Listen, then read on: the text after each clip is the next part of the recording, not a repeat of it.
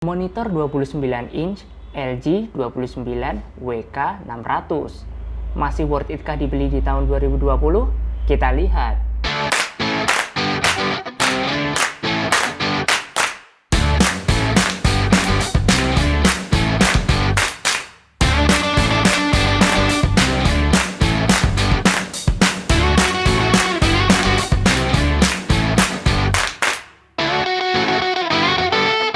Assalamualaikum warahmatullahi wabarakatuh. Aku Fadil Arafat. Di sini aku akan review monitor LG 29 WK600. Monitor yang aku gunakan saat ini yang kalian bisa lihat di belakang sana. Monitor yang menurut saya sebenarnya nanggung dengan 29 inch-nya. Tapi setelah pemakaian beberapa lama, ternyata monitor ini cukup enak digunakan. Kenapa? Sebelum saya lanjutkan reviewnya, untuk kalian yang belum tahu channel ini, aku dan istriku akan berbagi banyak hal di channel ini. Baik review, tutorial editing video maupun foto, ataupun video-video lainnya seperti daily vlog, tips dan trik, maupun berbagai hal yang kami sukai. Atau mungkin malah video yang kalian butuhkan. Jika video yang kami upload bermanfaat, jangan lupa subscribe. Oke, kita kembali lagi ke topik. Keunggulan yang saya sukai dari LG 29 WK600 ini adalah ultra widescreen dengan HDR, yang sepertinya hanya saya temui di monitor ini dengan range harga 3 jutaan. Dengan resolusi 2560x1080, hampir saja monitor ini disebut monitor 2K. Tapi bukan 2K, karena resolusi vertikal monitor ini adalah 1080. Sedangkan resolusi vertikal 2K adalah 1440.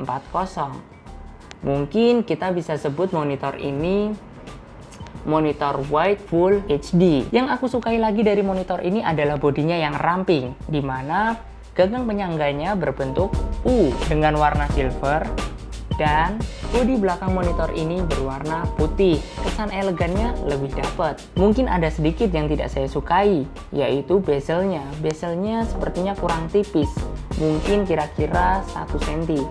Tapi untuk warnanya black, hitam di depan itu cukup bagus. Dengan aspek rasio 21:9, layar monitor ini jadi lebih lebar dan luas.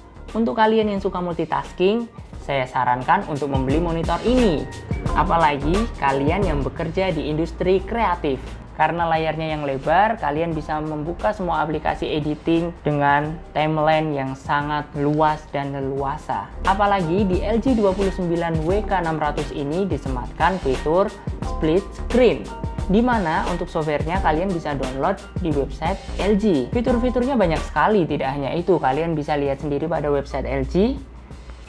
Meskipun sudah mengusung fitur HDR, tapi monitor ini belum True HDR, melainkan Virtual HDR dengan brightness 300 nits saja.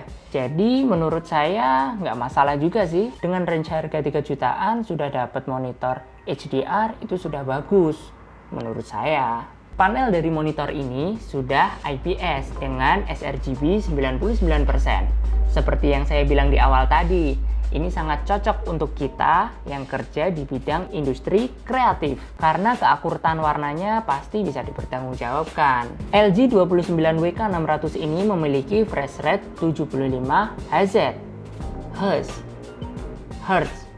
Hertz. Ya begitulah. Dalam artian di sini, jika kalian belum tahu, Hz ini sama dengan seperti FPS atau seperti FPS di kamera. Jika kalian tahu, 1 Hz sama dengan 1 FPS. Jadi, semakin tinggi FPS-nya, maka gambar yang kalian hasilkan akan semakin halus. Atau jika di kamera bisa disebut motion blur. Motion blur yang dihasilkan akan semakin halus dengan FPS yang tinggi. Monitor ini juga sudah dilengkapi dengan teknologi FreeSync. Tapi menurut saya monitor ini tidak cocok untuk gaming, karena aspek rasionya yang tidak normal, 21:9.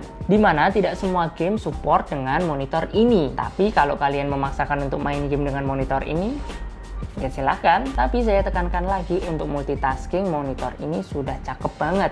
Kalian bisa beli dan rasakan sendiri. Untuk konektivitasnya, monitor ini sudah dilengkapi 2 HDMI, 1 adapter port, dan 1 audio jack. Tapi yang bikin saya suka dengan monitor ini adalah sudah dilengkapi dua speaker 5 watt. Di sini untuk kalian yang memiliki dana minim, dengan mempunyai monitor ini kalian tidak perlu lagi membeli speaker tambahan karena speaker yang ditanamkan di monitor ini sudah cukup bagus. Jadi ukurannya yang tidak besar dan sudah ada speakernya, ini sangat bagus dan minimalis untuk kalian gunakan. Untuk kalian yang suka gonta-ganti bracket atau penyangga, LG 29WK600 ini mendukung menggunakan mounting VESA mount. Jadi kalian bisa pilih sendiri.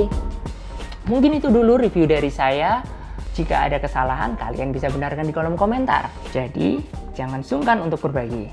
Untuk video selanjutnya, saya akan review kamera Sony A6400 yang diluncurkan tahun 2019 yang digadang-gadang dapat merekam video unlimited sampai baterai habis tanpa overheat. Apakah kamera ini worth it dibeli pada tahun 2020 ini?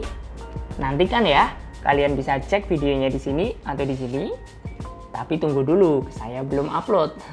Kalau saya sudah upload, kalian bisa tonton videonya di sini atau nanti saya sertakan di kolom deskripsi. Saya ingin menambahkan terkait penyakit corona. Untuk kalian yang masih sehat-sehat saja atau mungkin sakit, usahakan tetap mengisolasikan diri di dalam rumah agar tidak menularkan ke orang lain, orang tersayang kalian maupun warga sekitar kalian. Canangkan hashtag di rumah saja agar orang-orang sadar betapa pentingnya menjaga kesehatan, betapa pentingnya menjaga tubuh dari penyakit corona ini.